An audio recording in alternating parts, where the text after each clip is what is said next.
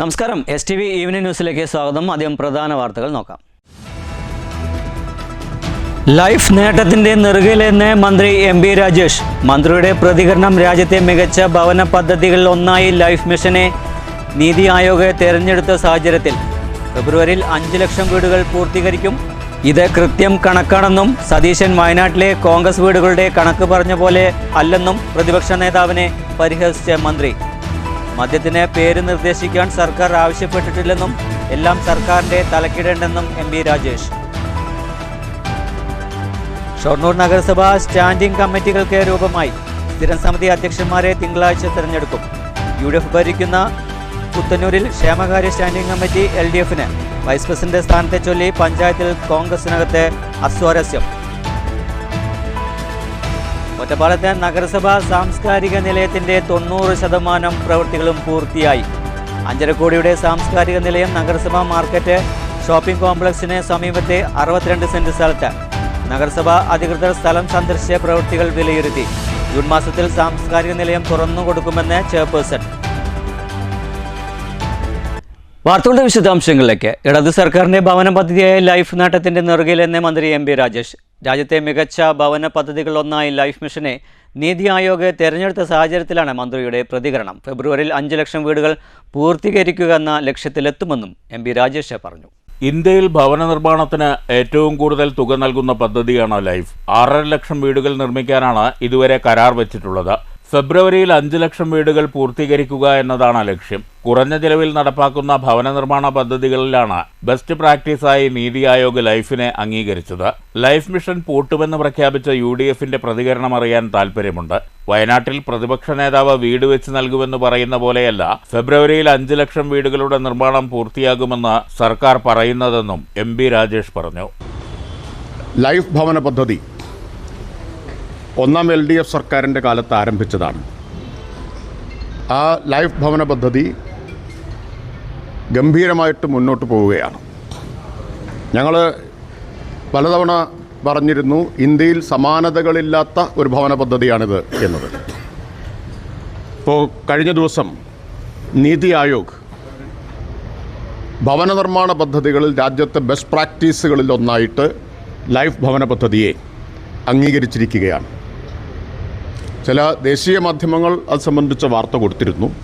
നിങ്ങളുടെ ശ്രദ്ധയിൽ വരാത്തതുകൊണ്ടായിരിക്കും എന്ന് ഞാൻ വിചാരിക്കുന്നു. അപ്പോൾ ഇന്ത്യയിലെ അഫോർഡബിൾ ഹൗസിംഗ് രംഗത്തെ ഒരു ബെസ്റ്റ് പ്രാക്ടീസായിട്ട് ലൈഫ് അംഗീകരിക്കപ്പെട്ടിരിക്കുകയാണ്. നീതി ആയോഗാണ് അത് തിരഞ്ഞെടുത്തിട്ടുള്ളത്. ഇതുവരെ ലൈഫിൽ 6,547,000 വീടുകൾ നിർമ്മിക്കാനാണ് കരാർ വെച്ചത്. അതിൽ 4,76,076 വീടുകൾ പൂർത്തിയാക്കി. 1,24,471 വീടുകളുടെ നിർമ്മാണം നടന്നുകൊണ്ടിരിക്കുകയാണ്.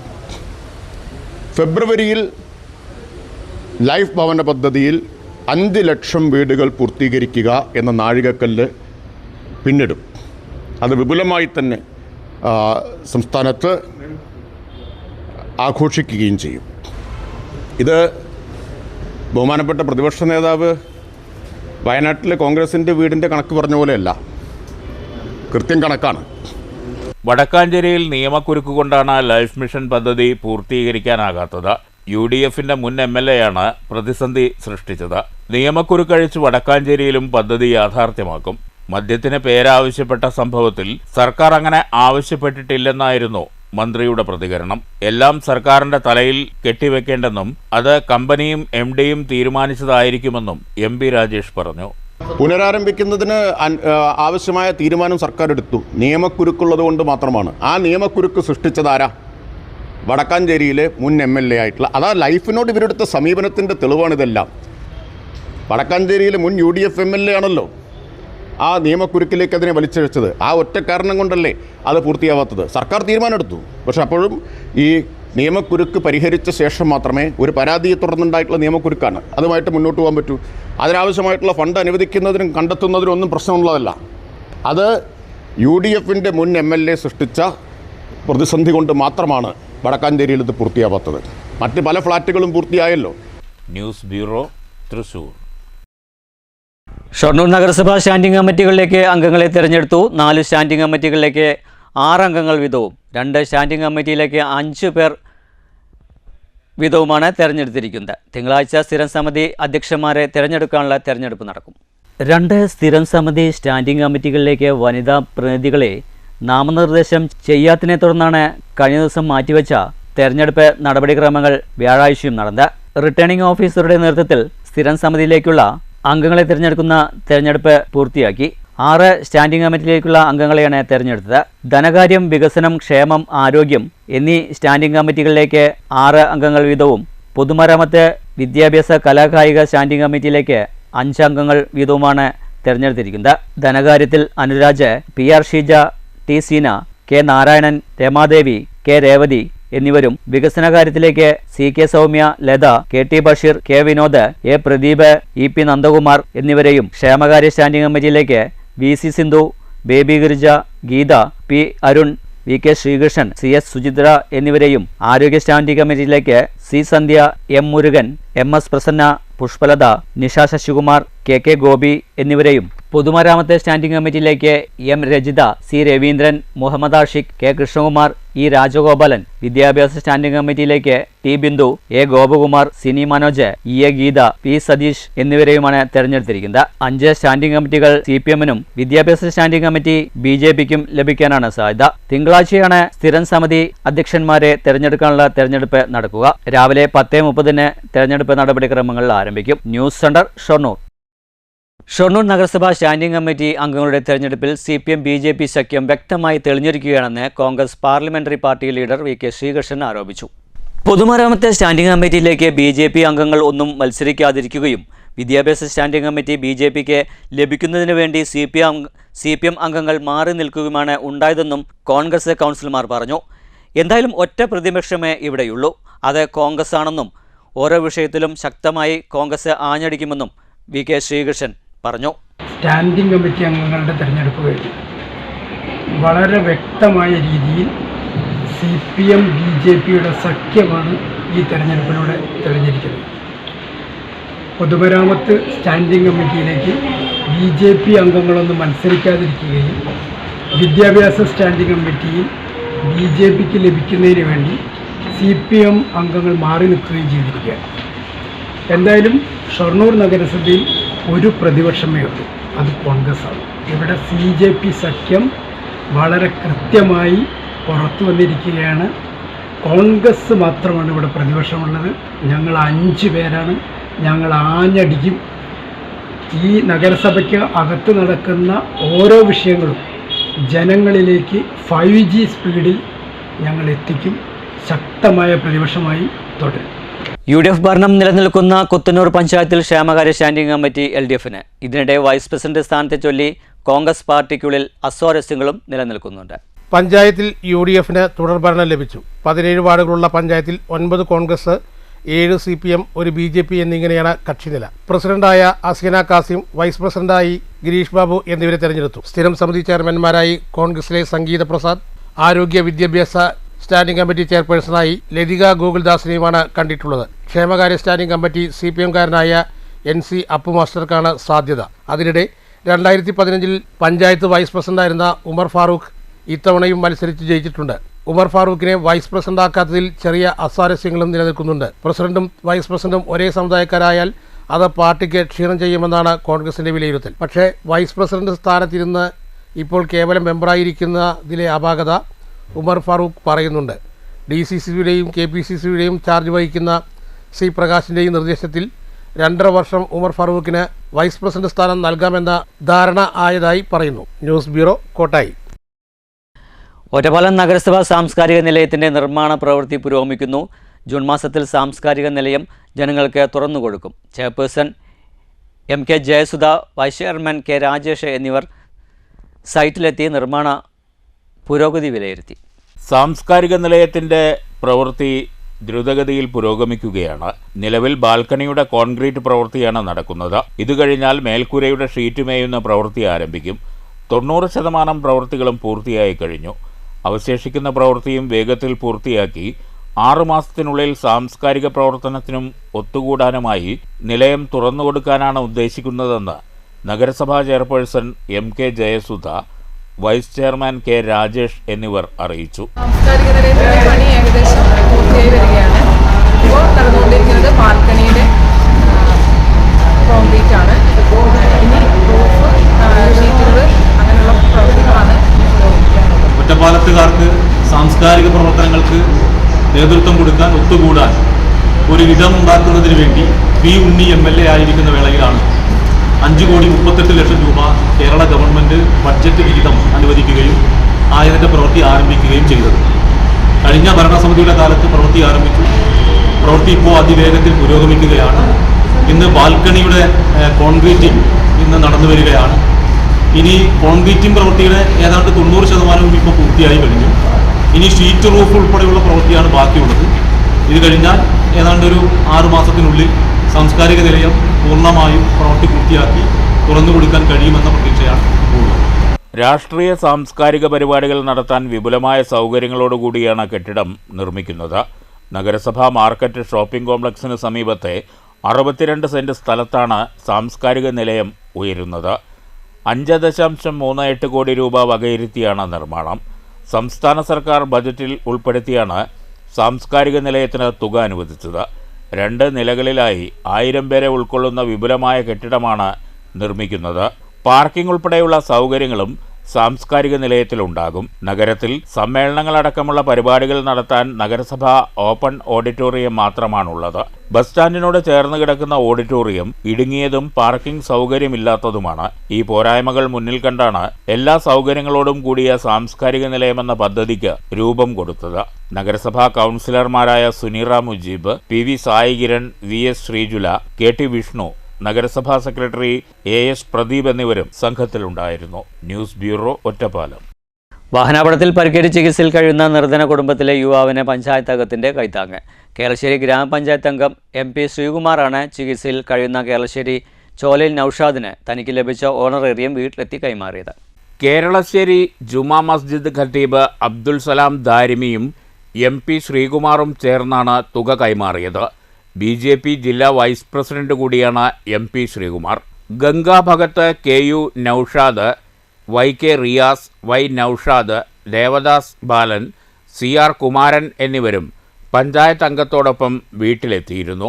സ്ക്രാപ്പ് വ്യാപാരിയായ നൌഷാദ് വീട്ടിലേക്ക് മടങ്ങുമ്പോൾ ബൈക്കിൽ കാറിടിച്ചാണ് അപകടത്തിൽപ്പെട്ടത്. മാസങ്ങളോളം അബോധാവസ്ഥയിലായിരുന്ന യുവാവ് ഇപ്പോഴും ചികിത്സയിലാണ്. നീണ്ട ചികിത്സ വേണ്ടിവരുമെന്നാണ് വിദഗ്ധ ഡോക്ടർമാരുടെ അഭിപ്രായം. യുവാവ് തളർന്നതോടെ ഭാര്യയും 3 മക്കളുമടങ്ങുന്ന കുടുംബം വലിയ പ്രയാസത്തിലാണ്. കുട്ടികളുടെ തുടർ പഠനം പോലും വഴിമുട്ടിയ അവസ്ഥ. വാടക വീട്ടിലാണ് കുടുംബം താമസിക്കുന്നത്. തുടർ ചികിത്സയ്ക്ക് വഴി കണ്ടെത്താനാകാതെ വലിയ പ്രതിസന്ധി നേരിടുകയാണിവർ. നീണ്ട ചികിത്സ നൽകിയാൽ നൌഷാദിന് ജീവിതത്തിലേക്ക് മടങ്ങിവരാനാകും.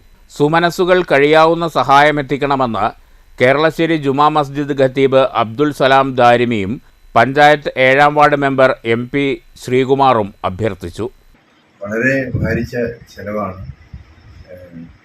ഗുരുതരമായൊരു സാഹചര്യത്തിൽ നിന്ന് ഒരു മുക്തി നേടിയ ഒരു സാഹചര്യമാണപ്പോൾ. ഞാൻ എൻ്റെ മനസ്സിൽ എനിക്ക് പഞ്ചായത്ത് മെമ്പർ എന്ന നിലയിൽ കിട്ടുന്ന ആദ്യത്തെ ഓണറേറിയം ഞാൻ നൌഷാദിന് കൊടുക്കാൻ വേണ്ടിയാണ് ഇവിടെ എത്തിയത്. നമ്മുടെ ബഹുമാനപ്പെട്ട ഉസ്താദും വിളിച്ചിരുന്നു. ഞങ്ങളെല്ലാവരും കൂടെ എനിക്ക് കിട്ടിയ ആദ്യത്തെ മാസത്തെ ഓണറേറിയം ഞാനിവിടെ നമ്മുടെ നൌഷാദിൻ്റെ ചികിത്സയ്ക്ക് വേണ്ടി കൊടുത്തിട്ടുണ്ട്. എനിക്ക് തുടർന്നും വലിയ ധനസഹായം ജനങ്ങളുടെ ഭാഗത്തുനിന്നുണ്ടാവണം. 2010-2015 കാലയളവിലും ഗ്രാമപഞ്ചായത്ത് അംഗമായിരുന്ന MP ശ്രീകുമാർ തനിക്ക് കിട്ടുന്ന ഓണറേറിയം അന്നും ഇത്തരം ജീവകാരുണ്യ പ്രവർത്തനങ്ങൾക്കായി വിനിയോഗിച്ചിരുന്നു. നൌഷാദിന് ചികിത്സാ സഹായമെത്തിക്കാൻ ആഗ്രഹിക്കുന്നവർ 6282447289 എന്ന നമ്പറിൽ ബന്ധപ്പെടണം. 6 മാസത്തോളമായി ഒരു ആക്സിഡൻറ്റിൽ പറ്റിപ്പെട്ട് വളരെ ഗുരുതരമായ അവസ്ഥയിലായിരുന്നു. റബ്ബിൻ്റെ തൗഫീഖ് കൊണ്ട് അൽഹംദുലില്ലാഹ് ഈ ഒരു അവസ്ഥയിലേക്ക് എത്തിയിട്ടുണ്ട്. ഇനിയും മെച്ചപ്പെടുമെന്ന് തന്നെയാണ് ഞങ്ങളുടെ പ്രതീക്ഷ. അതിന് ഭീമമായ ഒരു സംഖ്യ ചെലവുണ്ട്. ഉദാര മനസ്കരായ ഒരുപാട് ആളുകൾ നമ്മുടെ ചുറ്റുഭാഗത്തുമുണ്ട്. അവരുടെയൊക്കെ നല്ല മനസ്സുകൊണ്ട് ഇൻഷാ അല്ലാഹ് ഇത് വിജയിക്കും, ഇത് സുഖമാക്കും എന്ന് തന്നെയാണ് ഞങ്ങളുടെ എല്ലാവരുടെയും വിശ്വാസം. ദൈവം പെട്ടെന്ന് അള്ളാഹു ശിഫയായി കൊടുക്കട്ടെ എന്ന് ആത്മാർത്ഥമായി പ്രാർത്ഥിക്കുന്നു. News bureau, Pathirippala. ദേശീയ ഹരിതസേന പാലക്കാട് ജില്ലാ ഘടകം പറമ്പിക്കുളത്ത് പ്രവൃത്തി പഠന ക്യാമ്പ് സംഘടിപ്പിച്ചു. വിദ്യാർത്ഥികൾക്ക് പരിസ്ഥിതി പഠനത്തിന് പ്രോത്സാഹനം നൽകുക എന്ന ലക്ഷ്യത്തോടെയാണ് ക്യാമ്പ് സംഘടിപ്പിച്ചത്. കൊല്ലങ്കോട് ആശ്രയം റൂറൽ ഡെവലപ്മെൻറ്റ് സൊസൈറ്റിയുടെ സഹകരണത്തോടെ നെന്മേനിയിലുള്ള ആശ്രയം കോളേജ് ഓഫ് ആർട്സ് ആൻഡ് സയൻസിന്റെ നേതൃത്വത്തിലാണ് ക്യാമ്പ് സംഘടിപ്പിച്ചത്. പാലക്കാടിന്റെ വിവിധ ഭാഗങ്ങളിൽ നിന്ന് വിദ്യാർത്ഥികൾ പങ്കെടുത്തു. ആശ്രയം കോളേജ് ഭാരവാഹികളായ AJ ശശികുമാർ സ്വാഗതം പറഞ്ഞു. ദേശീയ ഹരിതസേന പാലക്കാട് വിദ്യാഭ്യാസ ജില്ലാ കോർഡിനേറ്റർ KA അജേഷ് അധ്യക്ഷത വഹിച്ചു. NGC ജില്ലാ കോർഡിനേറ്റർ S ഗുരുവായൂരപ്പൻ വിഷയം അവതരിപ്പിച്ചു. ഫോറസ്റ്റ് ഉദ്യോഗസ്ഥർ, അധ്യാപകർ, പരിശീലകർ, രക്ഷിതാക്കൾ തുടങ്ങിയവർ പങ്കെടുത്തു. News bureau, Kottayi. Kerala state ex service league Kongad block വാർഷിക പൊതുയോഗവും കുടുംബസംഗമവും ജനുവരി 11 ഞായറാഴ്ച വിവിധ പരിപാടികളോടുകൂടി നടക്കുമെന്ന് സംഘാടകർ വാർത്താസമ്മേളനത്തിൽ അറിയിച്ചു. സംഘടന പാലക്കാട് ജില്ലാ സെക്രട്ടറി VS കൃഷ്ണകുമാർ പൊതുയോഗം ഉദ്ഘാടനം ചെയ്യും.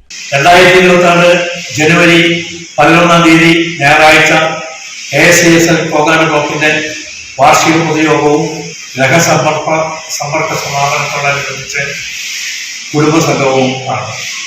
കാലത്ത് കൃത്യം 8:30 പതാക ഉയർത്തലോടുകൂടി പരിപാടികളുടെ ആരംഭം കുറിക്കുകയാണ്. യോഗം ഉദ്ഘാടനം ചെയ്യുന്നത് നമ്മുടെ പ്രസിഡന്റ് ശ്രീ പ്രവീൺ കുമാർ അവர்களுം വാർഷിക പൊതുയോഗം ഉദ്ഘാടനം നടത്തുന്നത് ജില്ലാ സെക്രട്ടറി ശ്രീ VS കൃഷ്ണകുമാർ അവர்களுമാണ്. ഈ യോഗത്തിൽ തുടർന്ന് നടത്തുന്ന എല്ലാ പരിപാടികൾക്കും എല്ലാ അംഗങ്ങളും സഹകരിച്ച് യോഗം പരിപൂർണ വിജയത്തിലെത്തിക്കുവാൻ എല്ലാവരും താഴ്മയായി അപേക്ഷിക്കുന്നു. വിശിഷ്യ നമ്മുടെ 85 വയസ്സ് പൂർത്തീകരിച്ച ശ്രീ ദീപ്തിയിൽ ശങ്കരനാരായണൻ അവരുടെ ഈ യോഗത്തിൽ ആദരിക്കുന്നതാണ്.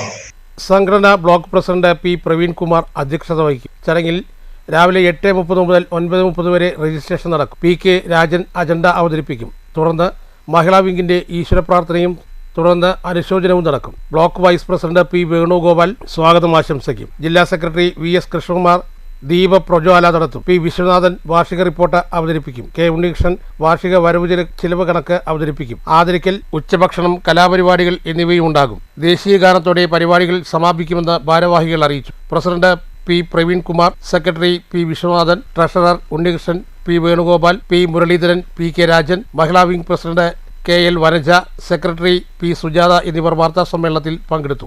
News bureau, Pathiripala.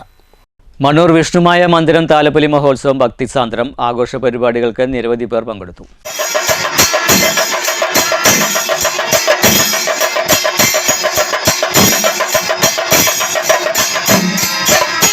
രാവിലെ ഗണപതി ഹോമം നടന്നു. തുടർന്ന് പഞ്ചാരിമേളത്തോടെ പൂജ.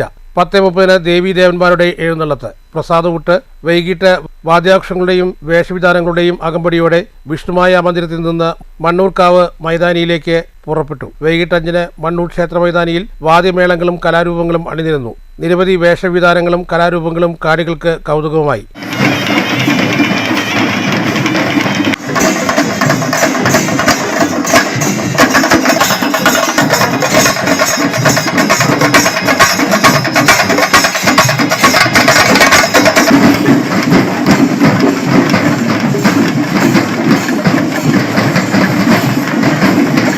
വൈകിട്ട് 6:30 തിരിച്ചെഴുന്നള്ളിപ്പ് നടന്നു. രാത്രി പ്രസാദകൂട്ടും തുടർന്ന് പാണ്ഡിമേളവും പഞ്ചവാദ്യവും അരങ്ങേറി. പുലർച്ചെ മണ്ണൂർ ക്ഷേത്രത്തിൽ നിന്നും പഞ്ചവാദ്യത്തിന്റെ അകമ്പടിയോടെ താലമെഴുന്നള്ളിപ്പുണ്ടായി. ഗുരുതി സമർപ്പണത്തോടെ താലപ്പൊലി സമാപിച്ചു. News bureau, Pathirippala. All Kerala private school association ജില്ലാ കായികോത്സവം ജനുവരി 10 പറളി സ്കൂളിൽ നടക്കും. പാലക്കാട് ജില്ലയിലെ 30ഓളം വിദ്യാലയങ്ങളിൽ നിന്നായി 800ഓളം താരങ്ങൾ കായികോത്സവത്തിൽ പങ്കെടുക്കുമെന്ന് അസോസിയേഷൻ ജനറൽ സെക്രട്ടറി ജയപ്രകാശ് കുഴൽമന്ദം വാർത്താസമ്മേളനത്തിൽ അറിയിച്ചു. സർക്കാർ സംഘടിപ്പിക്കുന്ന കായിക മത്സരത്തിൽ പങ്കെടുക്കാൻ കഴിയാത്തതുകൊണ്ടാണ് സ്വകാര്യ വിദ്യാലയങ്ങൾക്ക് പ്രത്യേക കായികോത്സവം സംഘടിപ്പിക്കേണ്ടി വരുന്നത്. LKG മുതൽ 7ാം തരം വരെയുള്ള വിദ്യാർത്ഥികൾക്കായാണ് മത്സരം സംഘടിപ്പിക്കുന്നതെന്ന് സംഘാടകർ പറഞ്ഞു. കഴിവുള്ളവർക്ക് അവസരം ലഭിക്കാതിരിക്കരുതെന്ന നിലപാടിലാണ് സ്വകാര്യ വിദ്യാലയങ്ങൾ കലാസാംസ്കാരിക പരിപാടികൾ സംഘടിപ്പിക്കുന്നത്. പെൺകുട്ടികളും ആൺകുട്ടികളും 8 ഇനങ്ങളിൽ മത്സരിക്കും. കായിക താരം MD താര, കായികാധ്യാപകൻ മനോജ് എന്നിവർ കായികമേളയിൽ പങ്കെടുക്കുമെന്നും ജയപ്രകാശ് പറഞ്ഞു. ഇത്തവണയും അതുപോലെ നടത്താൻ പറ്റുമെന്ന് വിചാരിക്കണം. അപ്പോൾ അതിനെല്ലാം ഈ കാര്യങ്ങൾക്കൊന്നും നല്ലപോലെ സ്ട്രെസ് ചെയ്യണം. അതായത് ഓരോ ഗവൺമെൻറ് ഓഫീസർമാരൊക്കെ ഞങ്ങൾ VIPs ഒക്കെ വിളിക്കുമ്പോൾ അവർ പറയാറുണ്ട് ഗവൺമെൻറ് ചെയ്യുന്നത് തെറ്റാണ്, കുട്ടികളെല്ലാവരും ഒന്നല്ല, പ്രൈവറ്റ് സ്കൂളായാലും എന്താണ്, മറ്റേ ഗവൺമെൻറ് സ്കൂളായാലും എന്താണ്, അവരെല്ലാം പങ്കെടുപ്പിക്കേണ്ടതെന്നൊക്കെ പറയും. എന്നിട്ട് അവർ പറയും ഞങ്ങൾ പോയി റെക്കമെൻഡ് ചെയ്യാൻ പറയും. പക്ഷേ ആ പറച്ചോളം കഴിഞ്ഞു, പിന്നെ അത് ഇതുവരെ ഉണ്ടായിട്ടില്ല. അത് കഴിഞ്ഞൊരു 5-6 വർഷമായിട്ട് ഞങ്ങൾ കേൾക്കുന്ന പല്ലവിയാണത്. പക്ഷേ അത് നടത്താറില്ല. അപ്പോൾ ഞങ്ങൾ ഇത് കാര്യമായിട്ടെടുത്ത് അതിനേക്കാളും ബെറ്ററായിട്ട് നടത്തുന്ന ഉദ്ദേശത്തോടെ നടത്തിക്കൊണ്ടിരിക്കുകയാണ്. പ്രസിഡന്റ് MV കൃഷ്ണൻകുട്ടി, സംഘാടക സമിതി ഭാരവാഹികളായ ബാലൻ, സുനിത, അബ്ദുൽ ഖാദർ എന്നിവരും വാർത്താസമ്മേളനത്തിൽ പങ്കെടുത്തു. News bureau, Palakkad. പ്രധാന വാർത്തകൾ വീണ്ടും. ലൈഫ് നേട്ടത്തിന്റെ നെറുകയിലെന്ന് മന്ത്രി MB രാജേഷ്. മന്ത്രിയുടെ പ്രതികരണം രാജ്യത്തെ മികച്ച ഭവന പദ്ധതികളിൽ ഒന്നായി ലൈഫ് മിഷനെ നീതി ആയോഗ് തെരഞ്ഞെടുത്ത സാഹചര്യത്തിൽ ഫെബ്രുവരിയിൽ 5 ലക്ഷം വീടുകൾ പൂർത്തീകരിക്കും. ഇത് കൃത്യം കണക്കാണെന്നും സതീശൻ വയനാട്ടിലെ കോൺഗ്രസ് വീടുകളുടെ കണക്ക് പറഞ്ഞ പോലെ അല്ലെന്നും പ്രതിപക്ഷ നേതാവിനെ പരിഹസിച്ച മന്ത്രി. മദ്യത്തിന് പേര് നിർദ്ദേശിക്കാൻ സർക്കാർ ആവശ്യപ്പെട്ടിട്ടില്ലെന്നും എല്ലാം സർക്കാരിൻ്റെ തലക്കിടേണ്ടെന്നും MB രാജേഷ്. ഷൊർണൂർ നഗരസഭ സ്റ്റാൻഡിംഗ് കമ്മിറ്റികൾക്ക് രൂപമായി. സ്ഥിരം സമിതി അധ്യക്ഷന്മാരെ തിങ്കളാഴ്ച തിരഞ്ഞെടുക്കും. UDF ഭരിക്കുന്ന പുത്തന്നൂരിൽ ക്ഷേമകാര്യ സ്റ്റാൻഡിംഗ് കമ്മിറ്റി LDFന് വൈസ് പ്രസിഡന്റ് സ്ഥാനത്തെ ചൊല്ലി പഞ്ചായത്തിൽ കോൺഗ്രസിനകത്ത് അസ്വാരസ്യം. ഒറ്റപ്പാലത്തെ നഗരസഭാ സാംസ്കാരിക നിലയത്തിന്റെ 90% പ്രവൃത്തികളും പൂർത്തിയായി. 5.5 കോടിയുടെ സാംസ്കാരിക നിലയം നഗരസഭാ മാർക്കറ്റ് ഷോപ്പിംഗ് കോംപ്ലക്സിന് സമീപത്തെ 62 സെന്റ് സ്ഥലത്ത് നഗരസഭ അധികൃതർ സ്ഥലം സന്ദർശിച്ച പ്രവൃത്തികൾ വിലയിരുത്തി. ജൂൺ മാസത്തിൽ സാംസ്കാരിക നിലയം തുറന്നു കൊടുക്കുമെന്ന് ചെയർപേഴ്സൺ. ഇതോടുകൂടി വാർത്താ ബുള്ളറ്റിൻ സമാപിക്കുന്നു. നന്ദി, നമസ്കാരം.